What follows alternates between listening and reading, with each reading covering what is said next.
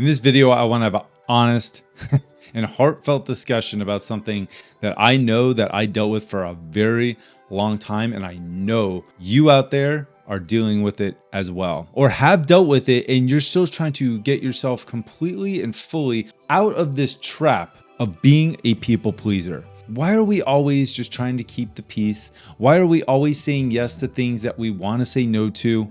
Why can't we just be who we are? Why can't we speak our mind? Why are we so worried about the repercussions of what somebody else is going to say or how they're going to judge us? Why is it that we just can't release and ultimately just be the person that we can just feel comfortable in our own skin with? Well, I want to break this down in this video because it's something I suffered from for a very long time, starting in elementary school all the way through my adult life. I still to this day don't understand why I allowed myself to just conform to the idea that I had to put on a mask and an identity of someone that I didn't even recognize or feel comfortable with until I finally decided to break loose from it. And you can too. You can absolutely break loose from this. So what I want to do tonight is I want to go over some of the steps that I took in order to help you release from this. Remove yourself from always feeling like you have to conform. You have to just be a person that you don't want to be. You have to like things that you truly don't even care about just so you can fit into a group. You have to hold back from something that you are passionate about or have faith in, or even your faith in general, just to make sure that you're not upsetting the people that are around you, maybe your family, friends. I want you to feel like you are living this life the way you are meant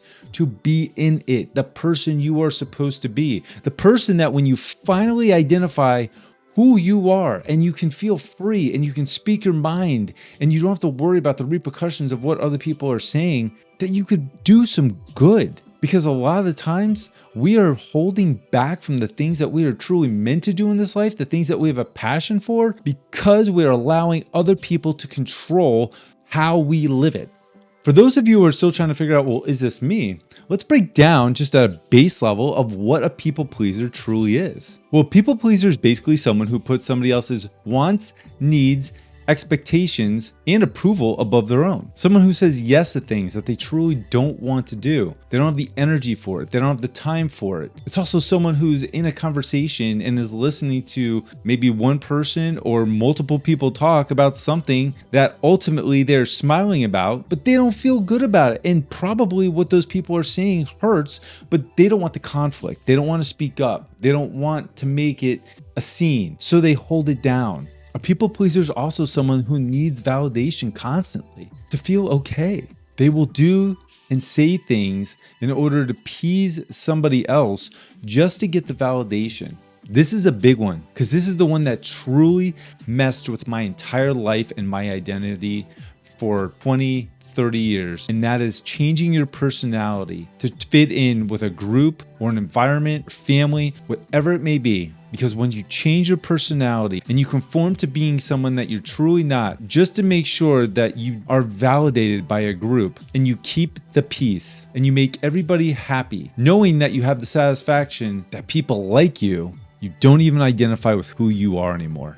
If any of this sounds familiar to you, if this resonates with you in any little way, then you are dealing with being a people pleaser, and it is time to release yourself from that. It is time to finally be the person that you can be comfortable with in your own skin in this life. You might say to yourself, well, it's not that bad. Like, I get to be who I am behind the scenes. I still get to feel like I can do the things I want when I'm just not around other people, or I find my own time and I trap myself in my own environment and I can be comfortable with it, and it might seem harmless or maybe even noble because I'm just trying to keep the peace and make everybody happy. If you're telling yourself that, then it's time to open your eyes. It's not noble, and it's honestly not helpful, because the people around you are constantly going to be looking for the real you. People can sense when you are being fake. And you can sense when you're being fake because you are not happy with who you are, because you don't have the freedom of expressing yourself and saying the things you want and loving the things that you love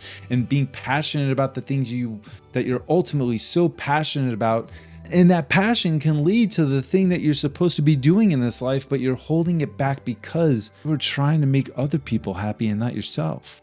Over time, that can become dangerous. This can lead to burnout and resentment. It could lead to losing yourself and who you truly are, to the point where you're constantly just going to be searching and searching and searching for the person that's within, but you're never going to find them because you've never released yourself from this mentality of being a people pleaser. And if you keep going down this road, this is what can lead you to suffering from anxiety and depression, and in some cases, a complete identity crisis. So I know for myself, it started in elementary school when I was just trying to fit into, a group of friends. And I grew up in a Christian household, and I took that very seriously as a child. I loved to see my family happy, and I loved God, and I still love God.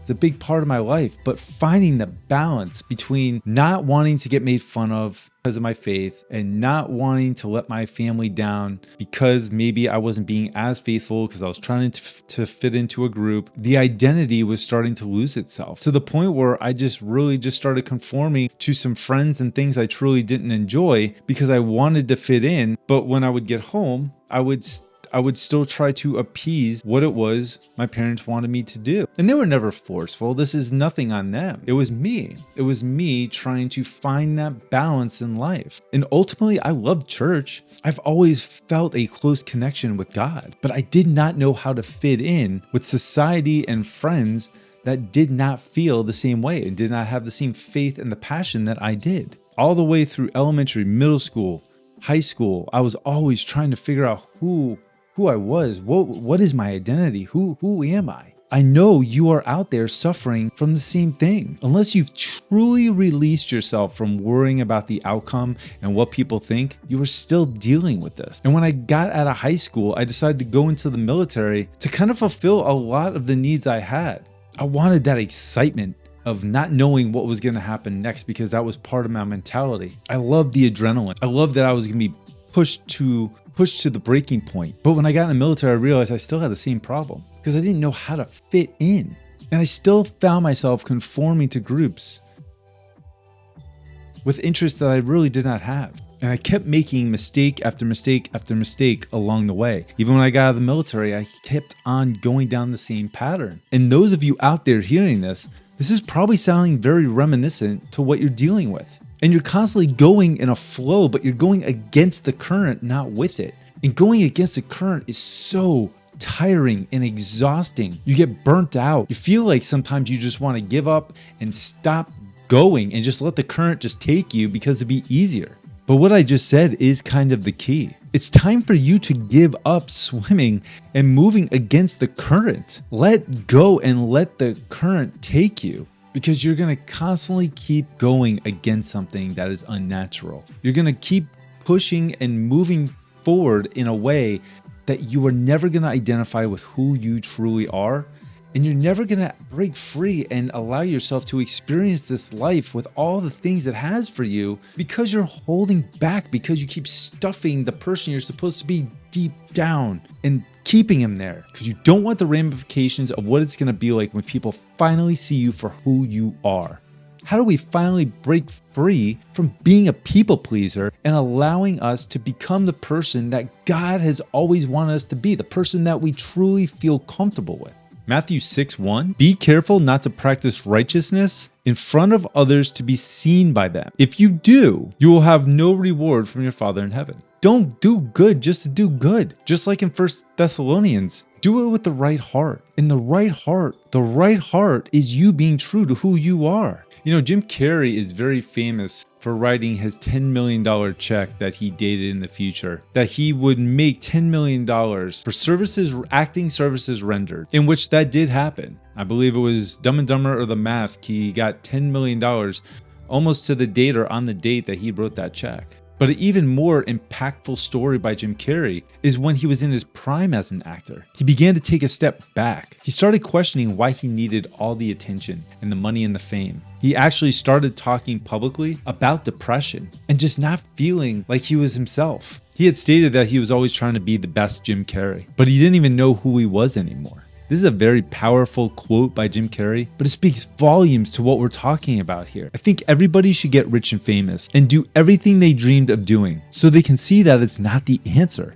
Even Jim Carrey, the ultimate entertainer, the ultimate comedian, the person who changed comedy. Even he realized that he was living for others. He was living for their approval. And in turn, he felt like he wasn't living at all. It's kind of ironic that he played the role in The Mask. Jim Carrey had been playing a character in his own life. He was trying to do what other people wanted, trying to make other people happy constantly, when he truly wasn't. Not until he identified this and started doing things for himself that made him happy. He started doing meditations, delivering talks on this certain circumstance, and even took up hobbies to make him feel like he could be the person that he was ultimately deep down meant to be. Jim Carrey knew that you could be extremely successful and you could still feel empty. And we've seen this so many times in our own society. I mean, look at Robin Williams. I will never forget when I heard Robin Williams committed suicide. I'll never forget the movie Patch Adams, And I'm thinking, how could this happen to a man like this? A guy who brought so many smiles to so many people,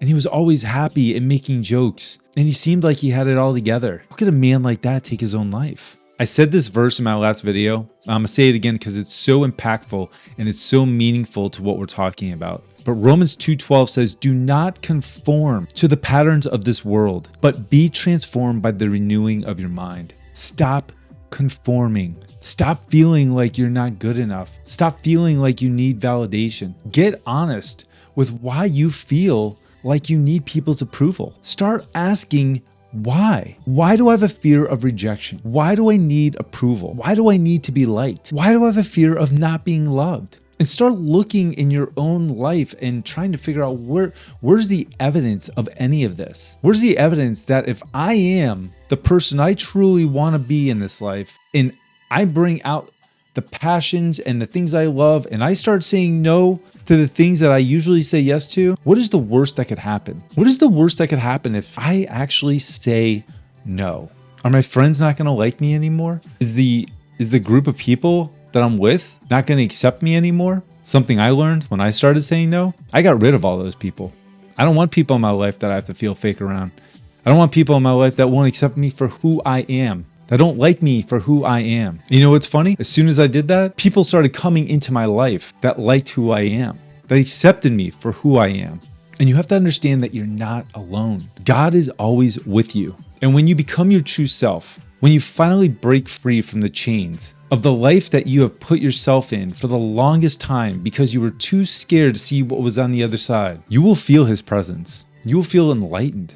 You'll feel like you won't care about outcomes. You won't care about control, because now there's ultimate freedom. And knowing that no matter what happens, everything will ultimately be okay. Because you'll have evidence that when you truly break free from the things that you were scared of and you were holding back, and the repercussions of everything you were worried about, they're actually not there. It was a story that you had told yourself of what might happen when you do a certain thing. You'll feel free, and gratitude will start kicking in. Do not worry about what is going to happen next. If you don't have control over it, do not try to control it. You don't have control over how people are going to think and the way they're going to look at you. You don't have control over their personalities. You have control over you and what you decide to do and who you decide to be. And when you detach from the outcome and you stop worrying about these little things that you've been telling yourself a story you should worry about, the feeling of freedom will just overwhelm you. I also think it's important to note that you don't have to do this cold turkey. You don't have to jump all the way in.